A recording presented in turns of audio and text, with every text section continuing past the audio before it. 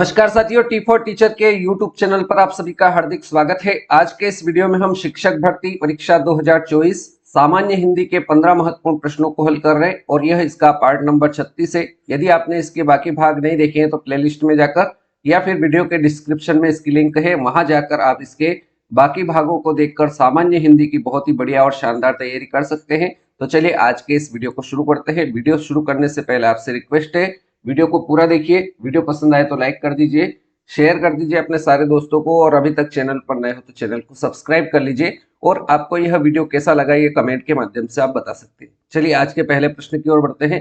राम लक्ष्मण से पत्र लिखवाता है, वाक्य में क्रिया का रूप है। यहाँ पर हमें जो वाक्य दे रखा है वो है राम लक्ष्मण से पत्र लिखवाता है, वाक्य में क्रिया का रूप बताना है। पूर्णकालिक क्रिया, प्रेरणार्थक क्रिया, संयुक्त क्रिया या फिर अपूर्ण क्रिया। तो जब भी वाक्य में कार्य किसी दूसरे से करवाया जाता है तो वहां पर कौन सी क्रिया होती है? तो वहां पर प्रेरणार्थक क्रिया होती है। तो राम लक्ष्मण से पत्र लिखवाता है, स्वयं न लिखते हुए कार्य दूसरे से करवाया जाता है, वहां पर प्रेरणार्थक क्रिया होती है। यह आपको नोट कर लेना है। अगला प्रश्न, प्रश्न संख्या 2।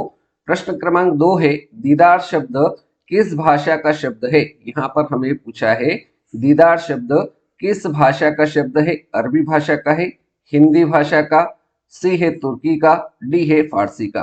तो आपको याद रखना है साथियों, दीदार शब्द फारसी भाषा का शब्द है। ऑप्शन डी इस प्रश्न का एकदम सही उत्तर हो जाएगा। अगले प्रश्न की ओर बढ़ते हैं। प्रश्न संख्या 3। प्रश्न संख्या 3 है, गोपनीय शब्द का विलोम शब्द है। गोपनीय शब्द का विलोम शब्द पूछा है। पारदर्शी, ऑप्शन बी है राज, ऑप्शन सी है शासकीय, डी है निजी। तो यहाँ पर हमें शब्द दे रखा है गोपनीय, और इस गोपनीय शब्द का विलोम शब्द बताना है। तो गोपनीय शब्द का विलोम शब्द पारदर्शी, ऑप्शन ए राइट आंसर इस प्रश्न का रहेगा। प्रश्न संख्या 4। प्रश्न क्रमांक 4 में ये जो संकेत आपको कोष्टक में दिख रहा है, यह कौन सा चिन्ह है? यहाँ पर आपको इस प्रकार का जो चिन्ह होता है, इस चिन्ह को कौन सा चिन्ह कहा जाता है? आपसे ये पूछा है। योजक चिन्ह कहा जाता है, अर्ध विराम कहा जाता है, पूर्ण विराम चिन्ह कहा जाता है, या फिर विवरण चिन्ह कहा जाता है। तो साथियों याद रखना है, ये वाला जो चिन्ह होता है यह आपका विवरण चिन्ह कहलाता है। ऑप्शन डी इसका बिल्कुल सही उत्तर हो जाएगा। योजक चिन्ह कैसा होता है? तो इस प्रकार से ये जो चिन्ह होता है ये योजक चिन्ह होता है। अर्ध विराम कौन सा चिन्ह होता है? तो इस प्रकार से जो चिन्ह होता है इसको बोलते हैं अर्ध विराम। पूर्ण विराम जहां वाक्य समाप्त हो जाता है, तो इस प्रकार का जो चिन्ह होता है उसको पूर्ण विराम कहा जाता है। अगले प्रश्न की ओर बढ़ेंगे। प्रश्न संख्या 5। प्रश्न संख्या 5 है, कौन सा शब्द विकास का पर्यायवाची शब्द नहीं है? यहाँ पर हमें विकास का पर्यायवाची शब्द नहीं है वह बताना है। ऑप्शन ए है प्रगति, यह विकास का पर्यायवाची शब्द है। ऑप्शन बी दे रखा है उन्नति, यह भी विकास का पर्यायवाची शब्द है। सी है तरक्की, यह भी विकास का पर्यायवाची शब्द है। लेकिन ऑप्शन डी में जो उदय दे रखा है यह आपका विकास का पर्यायवाची शब्द नहीं है, और हमसे प्रश्न में पूछा है कौन सा शब्द विकास का पर्यायवाची शब्द नहीं है, तो ऑप्शन डी इसका राइट आंसर रहेगा। प्रश्न संख्या 6।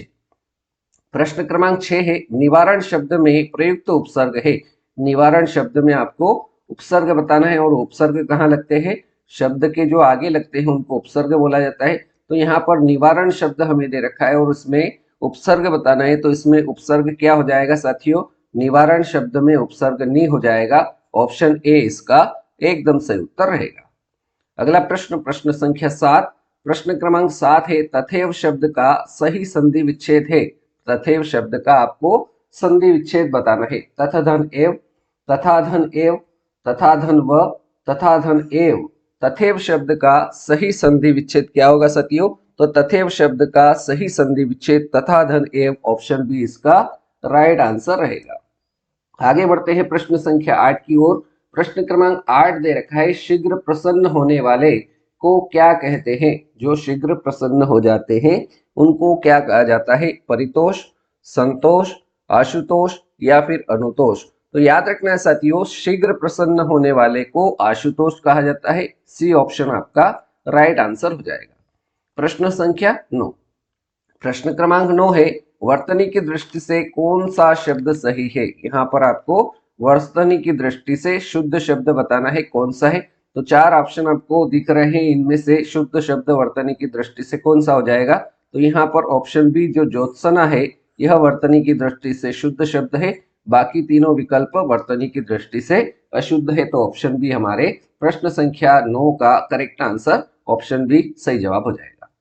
आगे बढ़ते हैं साथियों प्रश्न संख्या 10 की ओर। प्रश्न संख्या 10 पर बढ़ने से पहले आपसे रिक्वेस्ट है कि अभी तक आपने वीडियो को लाइक कर दिया होगा, शेयर कर दीजिए अपने दोस्तों को, और चैनल पर नए हो तो चैनल को सब्सक्राइब कर लीजिए। और इसी प्रकार से आप इस वीडियो को कमेंट के माध्यम से बता सकते हैं, इन प्रश्नों का जवाब आप कमेंट के माध्यम से बता सकते हैं, ताकि आपकी तैयारी का आकलन भी आप स्वयं भी कर सकते हैं। चलिए आगे बढ़ते हैं प्रश्न संख्या 10।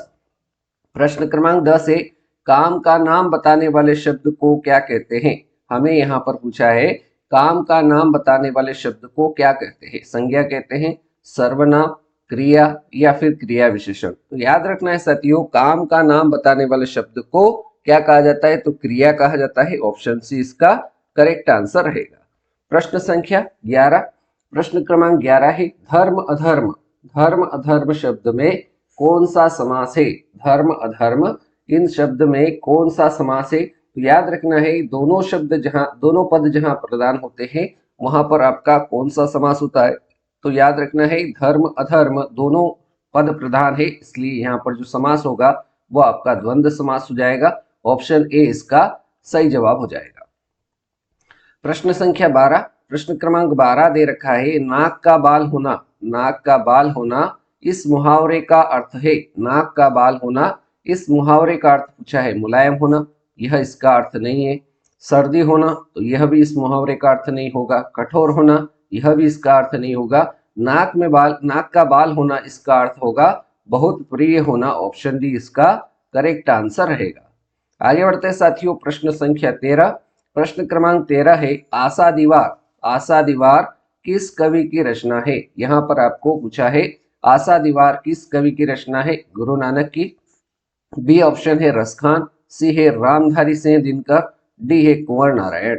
तो आशा दीवार गुरु नानक की रचना है। ऑप्शन ए इसका सही उत्तर हो जाएगा। प्रश्न संख्या 14। प्रश्न संख्या 14 दे रखा है, व्यायाम शब्द का सही संधि विच्छेद बताइए। व्यायाम शब्द का सही संधि विच्छेद क्या होगा। तो व्यायाम शब्द का सही संधि विच्छेद विधन आयाम। ऑप्शन सी इसका राइट आंसर हो जाएगा। व्यायाम शब्द का अगर आपसे पूछा जाए कि संधि विच्छेद क्या होगा, तो विधन आयाम बराबर व्यायाम। ऑप्शन सी इसका राइट आंसर रहेगा। और अब बारी है साथियों आज के इस वीडियो के अंतिम प्रश्न, प्रश्न संख्या 15। प्रश्न संख्या 15 है, रुचि शब्द का विशेषण है। रुचि शब्द का आपको विशेषण बताना है। रुचि, रुचिकर, रुचिक या फिर रुचना।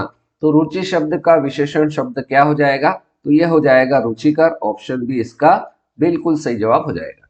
तो इस प्रकार से साथियों आज के इस वीडियो में हमने शिक्षक भर्ती हिंदी परीक्षा से, हिंदी विषय से संबंधित शिक्षक भर्ती परीक्षा हिंदी विषय से संबंधित 15 महत्वपूर्ण प्रश्नों को हल किया। उम्मीद करता हूँ 15 प्रश्न आपको समझ में आ गए होंगे।